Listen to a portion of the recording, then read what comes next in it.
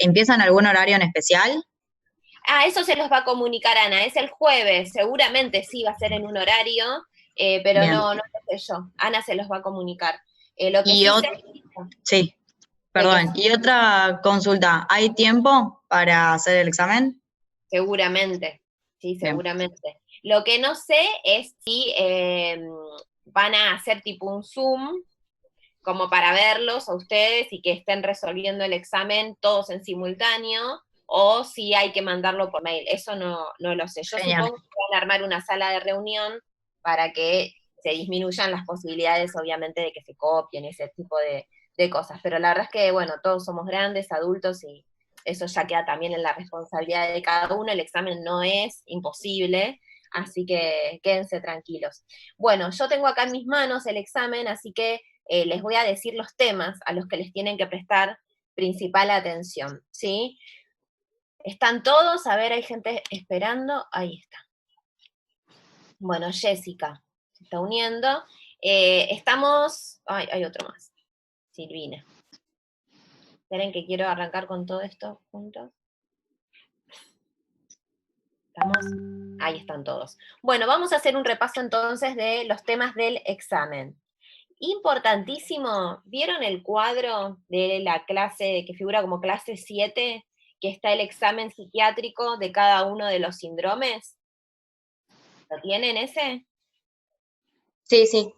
Bueno, ese es fundamental, ¿sí? Ese cuadro, que lo tengan presente, ahí van a ver el examen psiquiátrico de todos los síndromes, cómo está cada una de las cosas que nosotros valoramos, cómo está la atención, cómo está la voluntad, cómo está la timia.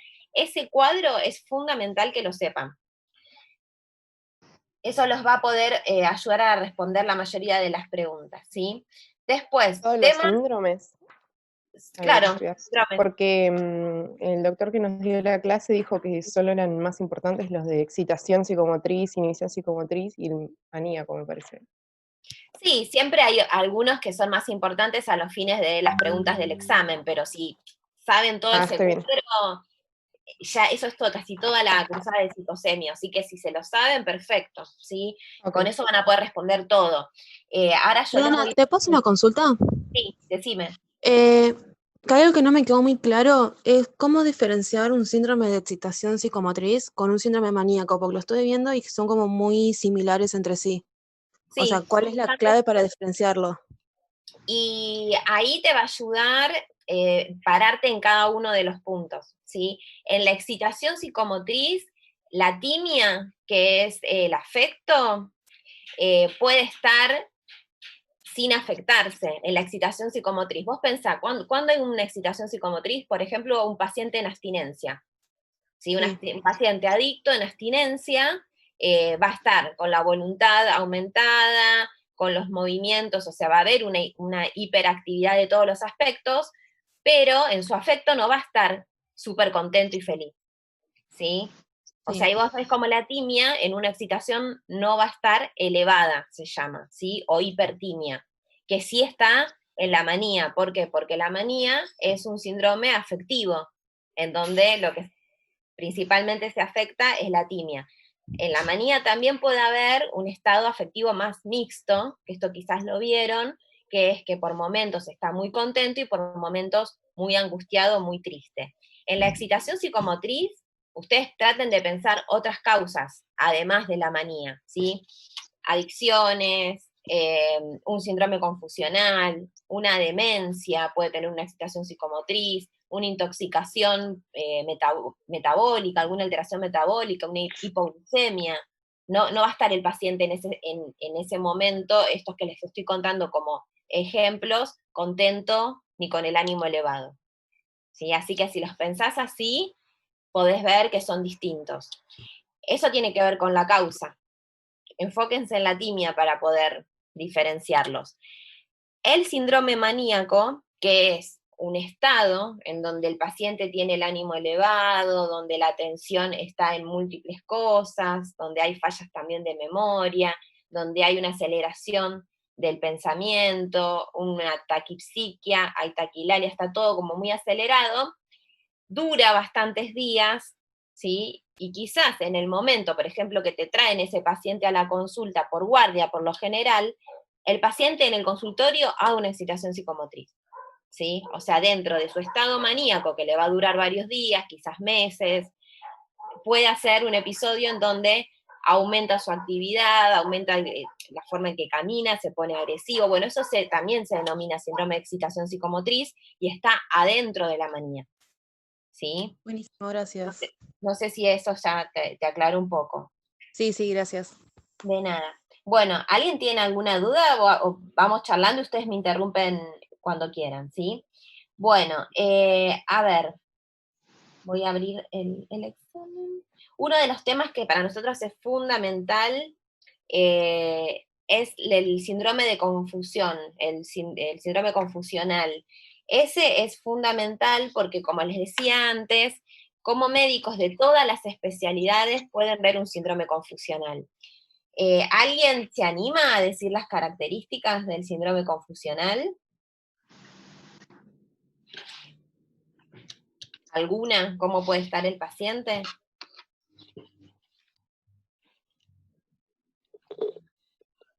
Y bueno, que principalmente va a estar alterado el nivel de conciencia y de atención. Exactamente, ¿sí? La atención es lo fundamental. Así que eso tienen que saberlo bien, síndrome confusional. También las causas. ¿Saben cuál es la principal causa, por no decir casi la única causa, más que causa sino origen? ¿Sí? ¿Es psiquiátrico o es de causa médica orgánica? De causa orgánica. Exacto, es de causa médica, causa orgánica. Lo que tienen que descartar en un síndrome confusional es siempre la parte clínica, metabólica, función de renal, todo tipo de funciones, ¿sí? Porque cuando hay una disfunción de cualquiera de los sistemas se puede dar un síndrome confusional. Así que eso es lo primero que hay que descartar. Causas metabólicas, causas sistémicas, enfermedades infecciosas, meningitis, encefalitis. No es una presentación de un cuadro psiquiátrico, el confusional. Por eso, si son cirujanos, después de una intervención quirúrgica, pueden ver un paciente con síndrome confusional. Si ven paliativos, van a ver un montón de síndromes confusionales provocados, por ejemplo, por morfina, por ese tipo de sustancias. Lo pueden ver en algún shock, en el shock room, si hay un accidente, si hay hipovolemia, pacientes diabéticos, o sea, todos pueden hacer un síndrome confusional, y en esa situación lo que van a hacer es pedir estudios de sangre, imágenes, determinar primero todas las causas orgánicas, y por último, pedir la evaluación del psiquiatra, que el psiquiatra en esa ocasión lo que va a hacer es ayudarlos con los síntomas de agitación, por ejemplo, dando un psicofármaco, ¿sí? Para bajar esa excitación o lo que esté apareciendo. Pero la causa puede ser múltiple.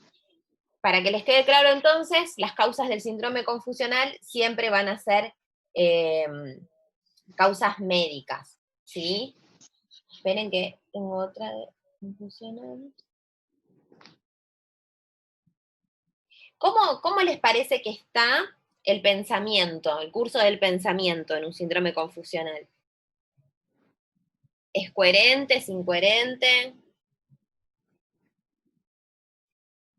Va a ser incoherente, ¿no? Exacto. Puede aparecer cualquier cosa. Pueden aparecer ideas delirantes, paranoides, ideación de muerte, cualquier cosa, pero no va a ser una ideación normal. En el síndrome confusional, entonces, la atención, como dijimos que estaba. Alterado. Bien. ¿Y el juicio? También. ¿Cómo está el juicio? ¿Debilitado? ¿Suspendido? Suspendido. Suspendido, ¿sí? El juicio es como todo, nos hace algún tipo de sentido, ¿no? Todos los estímulos son ordenados por nuestras funciones mentales, cognitivas superiores, y en base a eso uno saca una conclusión. Si hay algo que nos está afectando el cerebro y su forma de funcionar por una causa orgánica, ese tipo de conclusión no lo podemos hacer. Entonces lo que decimos es que está suspendido hasta que se resuelva la causa por la cual estamos siendo afectados en nuestro funcionamiento cerebral, ¿sí? Bueno, así que eso fue síndrome confusional. Otro punto que tienen que saber para el examen es qué es un paciente o cómo se presenta un paciente obnubilado, estuporoso y cómo es coma, ¿sí? ¿Qué tipo de alteraciones son? ¿Dónde vieron esas alteraciones? De la conciencia. ¿De la conciencia? Exactamente, ¿sí? Otra vez, voy a admitir, otra vez estamos haciendo foco en temas que ustedes como médicos de otras especialidades, o incluso psiquiatras también, van a tener que valorar, ¿sí? Estado de la conciencia. Es muy común que, por ejemplo, recibamos por guardia pacientes que han tenido algún accidente de tránsito, que están intoxicados, que vienen con aliento etílico, y muchas veces dicen, es psiquiátrico, ¿sí? Pero no, quizás el paciente está, en vez de dormido, está en coma, o está estuporoso. Si a mí me piden una evaluación por un paciente que dijo algo delirante, y cuando yo voy, lo encuentro obnubilado, o lo encuentro en coma, es una urgencia, una recontra urgencia médica, ¿sí? Así que las diferencias, cómo se presentan los pacientes obnubilados y demás, eso lo tienen que tener en cuenta. A ver, entonces, ¿cómo está en un paciente obnubilado? Si tienen la clase ahí también pueden chusmear. ¿Cómo está la atención? ¿Alguien lo encuentra por ahí? O sea, Sí, no hay, no, si está, no, nubilado, preguntaste. obnubilado. Estaría disminuida. Está disminuida. Exactamente. ¿Cómo está la No memoria? responde a estímulos dolorosos. Una de las formas es eso, ¿no? Provocarle, presionarle el esternón, o acá, el hioides, sí, son formas de poder generar dolor para que despierte. Pero ese es el estuporoso. En el obnubilado, dijimos entonces que la atención va a estar afectada, disminuida, ¿sí?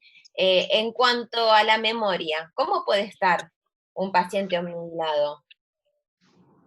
¿Suspendida? También disminuida. Disminuida, ¿sí? Va a tener casi todo disminuido. En ese caso es una hipomnesia. Es una de las causas por las cuales el paciente después no va a recordar nada, porque no fijó, ¿sí? No tiene memoria de fijación mientras está obnubilado. Obnubilación del pensamiento. ¿Puede responder órdenes complejas? No. No. ¿Va a estar orientado en tiempo y espacio? No, tampoco. Tampoco, no.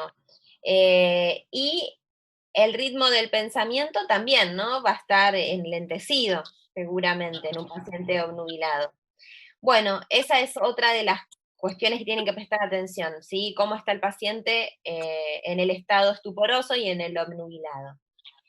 A ver, otras cosas de examen psiquiátrico. Definiciones.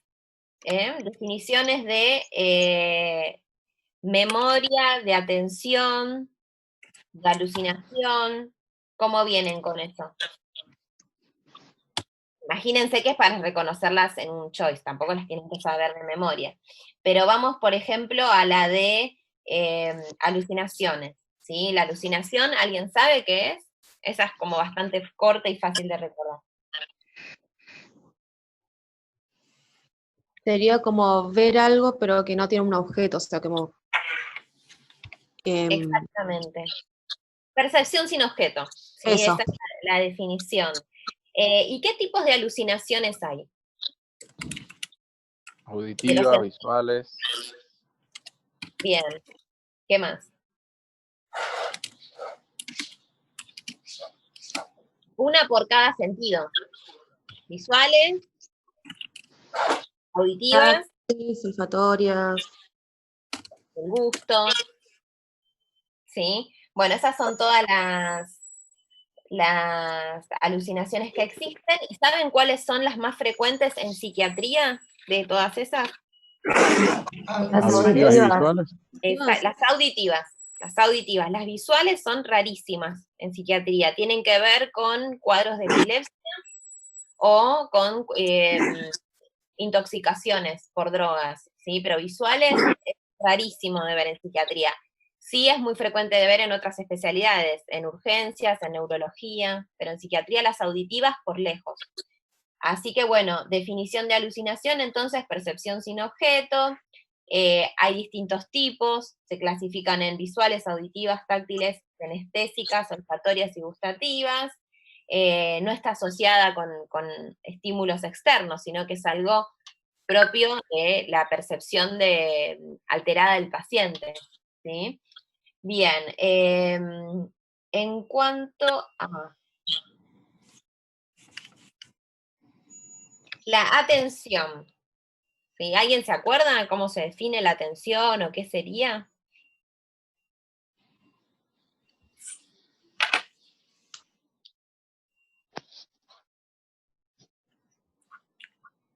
Cuando se dirige la conciencia a algo. Exactamente, ¿sí? Es la unión como de toda la actividad psíquica en función de captar una situación. ¿Sí? Eso es la definición de atención, ¿sí? Así que esa también tengan Perdón, se te cortó en un momento cuando dijiste la definición. La definición de atención es dirigir toda la actividad psíquica, como decía la compañera, con el objetivo de captar una situación. ¿Sí? La atención es poner toda la capacidad que tenemos en captar esa situación. Bien, esa es definición de atención. Después, entrevista psiquiátrica y entrevista a familiares, a esas clases denle bola porque va a haber una pregunta de cada una. Más que nada, las diferencias entre si es directivo o no es directivo, cómo es en psiquiatría la entrevista. Perdón, tengo una duda respecto de atención, que es la diferencia de hipoprosexia para paraprosexia. Sí, en teoría una significa disminución de la atención y la otra significa atención en algo como paralelo. Si no estás prestando atención a lo que quisieras o debieras enfocar y estás prestando atención a algo paralelo. Un ejemplo sería, hipoprosexia vas a encontrar generalmente en los síndromes estos de alteración de la conciencia, en confusionales, en demencia, ¿sí? Donde va todo para abajo. En depresión puede haber hipoprosexia también, todo es en medio, ¿sí? Mientras que la paraprosexia es típica del síndrome maníaco, donde el paciente está prestando atención en paralelo, como para recordarlo, a todas las situaciones que se están dando en ese momento, con lo cual no puede prestar definitivamente atención a algo en particular, sino que va de un lado al otro, ¿sí? Pero eso sería un paciente con trastorno de atención, entonces. La paraprosexia y la hipoprosexia son alteraciones de la atención. Si vos te referís al trastorno por déficit de atención, ¿es otra cosa? Es otra cosa. Es otra cosa. La atención en el paciente con déficit de atención en un examen psiquiátrico te va a dar normal, porque es un paciente que puede mantener una entrevista. De hecho, el TDAH no es un trastorno psiquiátrico, ¿sí? Es un trastorno del neurodesarrollo, es totalmente normal, la gente que tiene esto puede llevar una vida normal, necesita ciertos apoyos para poder guiar mejor la atención, pero no está alterada per se, ¿sí? Hacen foco diferente, tienen otras alteraciones diferentes que vos no las podrías percibir en un examen psiquiátrico. De hecho, para un diagnóstico de TDAH tenés que hacer una anamnesis que incluye mucho de lo académico, la infancia, necesitas más tiempo, no es como el examen psiquiátrico, que lo que estamos enseñando acá es la foto de un paciente que viene y en ese momento vos lo ves, ¿sí? De hecho, hay pacientes esquizofrénicos, por ejemplo, como para nombrarles un cuadro psiquiátrico de los graves, que tienen examen psiquiátrico normal. Vos te sentás con el paciente estable, y el paciente está normal en el sentido de que no tiene ninguna de las alteraciones del examen psiquiátrico. y sí va a tener un examen psiquiátrico alterado cuando esté descompensado. ¿Sí? Eso es importante, no es que el paciente bipolar siempre va a tener un examen psiquiátrico con alteración para la manía o la depresión, no, puede en algún momento de su estabilidad tener uno perfectamente normal. ¿Sí? Bueno, en cuanto a historia clínica, entonces, ¿para qué sirve? ¿Qué es? Sí, eso también va a estar en el examen. Perdón, se me ha quedado en entrevista psiquiátrica y familiar, si es directo, indirecto, más había dicho porque justo quedó ahí. No, sí, eso, sí, Okay, véanla la clase, la de entrevista familiar creo que son 7, 8 diapositivas, ya, te parezco Alberto yo. Pero sí, las filminas, fíjense que son cortitas, se leen rápido, sí, esas preguntas no son complejas. Pero bueno, hay una de entrevista familiar, hay una de historia clínica y una de entrevista psiquiátrica, así que esas véanla. Después ya repasamos. Dijiste que la historia clínica teníamos que saber para qué sirve y qué más. ¿Para qué sirve nada más? O sea, la definición, lo que incluye la historia clínica. Ah, listo. Véanla, esas son poquitas diapos, van a ver que no es complejo. Bueno, entonces dijimos, entrevista con familiares, lean esta clase que es cortita también, entrevista psiquiátrica, historia clínica, estado de obnubilación, estupor y coma, léanlo. Definición de atención y cómo puede estar también la voluntad de qué es la hipertimia, cómo se valora, algo de eso hablamos recién, ¿sí? Si es algo del afecto, no es del afecto, si está aumentada ¿cómo se llama? De la afectividad, se llama hipertimia, se llama hipotimia, el afecto también, en cuanto a el examen psiquiátrico, ¿sí? Eso también, alucinación ya vimos, síndrome confusional también ya vimos, y por último, en cuanto a la pregunta que hay que desarrollar, es sobre la clase de psiquiatría de enlace, que es interconsulta. Así que esa presten la atención porque dentro de esa clase van a pedirles que desarrollen algún concepto. ¿Sí? Hacemos rápidamente un repaso por psiquiatría de enlace, ¿les parece? ¿Qué es lo que van a desarrollar? Bueno, espérenme que voy a abrir la clase. Sí. Abro la clase.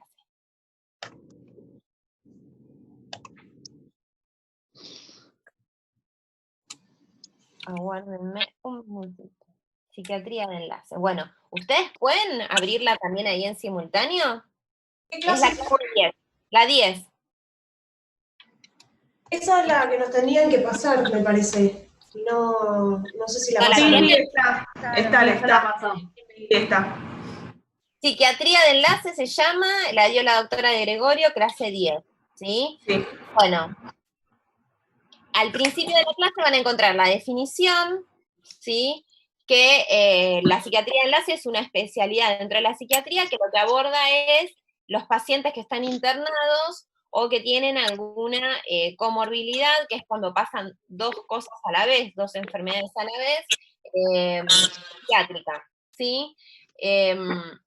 Cuando uno se presenta en la consulta como psiquiatra, lo primero que tiene que hacer es hablar con el médico que pide esa interconsulta, pedirles que les aclaren bien el motivo, uno hace una entrevista de ese médico, y lo que vas a valorar también es si es una intervención de urgencia, si no lo es, si puede esperar.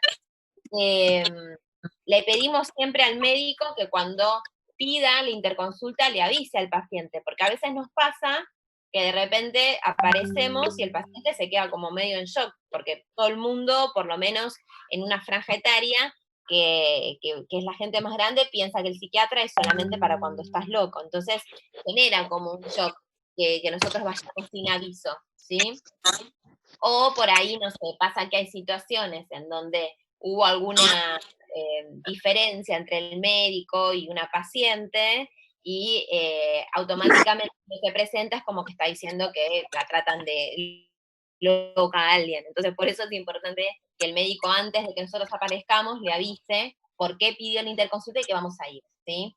Todo lo que hay que hacer siempre es registrar en la historia clínica que uno fue a hacer la evaluación, hace un examen psiquiátrico, ponen en esa historia clínica las indicaciones que uno va a hacer, las sugerencias, y también corresponde, si uno hace una indicación farmacológica, volver a hablar con el médico para juntos decidir si esa indicación es posible o no. Tengan en cuenta que son pacientes que a veces están polimedicados, por ejemplo, en el caso de HIV, ¿sí? Hay que tener en cuenta las interacciones con las medicaciones, entonces hay que decidirlo en conjunto, y después uno se dirige, finalmente, así trabajamos en el hospital, a hablar con enfermería, hacer la indicación en la carpeta de enfermería, averiguar si está disponible esa medicación, porque si no hay que pedirla en farmacia.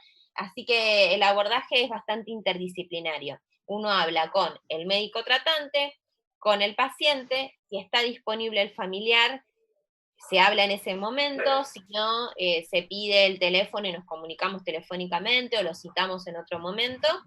Hablamos con enfermería si hay una indicación médica, con farmacia si hace falta algún medicamento que no esté disponible. Es un abordaje muy interdisciplinario. Mientras el paciente esté internado, esta parte preste mucha atención porque les van a preguntar respecto a eso. ¿Qué es lo que tienen que hacer ustedes? Bueno, primero, determinar bien el motivo de consulta y a partir del examen psiquiátrico y de la historia clínica del paciente establecer un diagnóstico, ¿sí? Entonces, ¿cuál es la responsabilidad del psiquiatra de esa interconsulta? Hacer un diagnóstico a partir del motivo de consulta y de la historia clínica, recomendar el tratamiento indicado, ya sea un tratamiento farmacológico, psicoterapia, una rehabilitación, por ejemplo, en el caso de trastorno por consumo de sustancias, ¿sí? Esa es la responsabilidad del médico que hace la interconsulta. Seguirlo al paciente, lo que dure esa internación. Todo el tiempo que ese paciente esté internado uno lo va siguiendo. La frecuencia va a depender, obviamente, de la situación del paciente. Puede ser semanal, puede ser diaria, si es, por ejemplo, un confusional, un cuadro de excitación psicomotriz, a ver cómo va con la medicación, si aparecen efectos adversos. Y después, última responsabilidad es cómo va a continuar ese paciente su tratamiento psiquiátrico o psicoterapéutico cuando se vaya de alta. ¿Sí? Responsabilidad final del psiquiatra de interconsulta, armar un nexo con la continuidad del tratamiento, que puede ser, por ejemplo, en nuestra situación en el Hospital General, consultorios externos de la especialidad. Si es un paciente que tiene que hacer una rehabilitación por consumo de drogas, lo derivamos a las instituciones que están para eso, Cedronar, Cenareso. Si es un paciente que se va con una internación domiciliaria, por ejemplo, un paciente con una demencia y tiene PAMI, articulamos con PAMI el seguimiento psiquiátrico a domicilio. Hay otro dispositivo del gobierno de la ciudad que es a domicilio, que se llama ADOP. Entonces, si el paciente, por ejemplo, es una persona que no tiene movilidad, que por algún motivo no puede salir de su domicilio, ADOP que va un psiquiatra, un trabajador social y un psicólogo al domicilio. Entonces, las responsabilidades para englobarlo y que quede claro son hacer un diagnóstico, ofrecer un seguimiento y al alta establecer las condiciones en las que va a continuar el tratamiento. Si uno no puede, por ejemplo, indicar un antidepresivo en la internación y el paciente cuando se va, buscar por la suya dónde ir, porque generalmente van a cortar el tratamiento, ¿sí? Entonces eso uno lo tiene que poder facilitar. Bien, bueno, eso respecto de la clase de interconsulta, que es bastante larga, pero lo importante es lo que les acabo de decir, el rol del psiquiatra de interconsulta y cuáles son sus responsabilidades. O sea, una pregunta, a ver si me quedó claro. Sí. El psiquiatra de interconsulta lo que termina siendo es como el médico tratante de ese paciente, o sea, por el lado de psiquiatría. Sí, mientras dure la internación. Sí. Perfecto. Después ya no. Que ese es un tema, Ok. porque obviamente hay una cantidad de turnos que son limitados, entonces a veces nos da más trabajo poder concretar quién va a seguir a ese paciente fuera de la internación que otra cosa. Sí, es el psiquiatra mientras dura la internación. Es muy común que tengamos que ir en la clase, ahí les comentaban que alrededor del 70% de los pacientes requieren de alguna intervención por salud mental a lo largo de la internación. El hecho de tener una enfermedad crónica predispone muchísimas veces, o sea, aumenta un riesgo por 4 o por 5 a tener depresión. Entonces es fundamental ir evaluando el paciente internado con enfermedad crónica. Enfermedad crónica puede ser cualquiera, diabetes, hipertensión. Lo que sucede con las enfermedades crónicas es que si el paciente, además de su trastorno médico, tiene una depresión, va a abandonar sus controles, va a abandonar su tratamiento, entonces es muy importante que podamos ayudar a esos pacientes a compensarse, ¿sí? Bueno, con eso hemos recorrido todo lo importante. Eso es respecto de la pregunta que les decía que le van a pedir que desarrollen, y ¿cuándo les parece que puede haber un pedido de psiquiatra en el caso de la interconsulta? ¿Cuándo les parece que pedirían o qué ejemplos les han dado? ¿Qué se les ocurre? Tratemos de ver 5 motivos de pedido de interconsulta. Cuando tiene una enfermedad crónica a tratar, cuando el paciente es terminal, Frente a algún trastorno de alimentación que enfermedad. presente el paciente. Sí, esto que decías vos, Belén, no necesariamente. O sea, imagínate si a todos los hipertensos nos piden, no daríamos abasto. No, ¿sí? bueno, pero una enfermedad crónica importante, no sé, un lupus, alguna enfermedad que pueda generar un trastorno en la vida de la persona. Claro, lo que ve el médico en esa situación es si el paciente está, por ejemplo, deprimido, o si tiene problemas del sueño, o si tiene ansiedad, ¿no? Entonces, ese se tiene que dar el combo. Tiene lupus y además tiene una afectación del ánimo, ahí nos llaman, ¿sí? Tiene que haber un signo de alteración del examen psiquiátrico como para que nos convoquen. No nos van a convocar si no hay nada todavía, ¿sí? Salvo que esté estipulado y haya, por ejemplo, un programa armado de abordaje de situación, ¿sí? Que eso en general no sucede porque no hay los recursos. Estaría buenísimo, ¿sí? Pero no hay esos recursos. Entonces, sí te van a pedir en un paciente con una enfermedad crónica que además manifieste síntomas de depresión, de ansiedad, insomnio, ¿sí? Entonces, una de las causas es síntomas psiquiátricos en paciente con enfermedad crónica. Ese es uno de los motivos. ¿Qué otra situación les parece que puede requerir de pedido de interconsulta? Hablamos hablamos cuando había que darle noticias a los familiares de un paciente con enfermedad terminal, por ejemplo, un cáncer. Sí, eso puede ser también, ¿sí? Cuando el médico clínico conoce a la familia y se da cuenta que es una familia que puede reaccionar de cualquier forma, ¿no? Hay gente que ha reaccionado muy violentamente, que ha roto parte del hospital, o que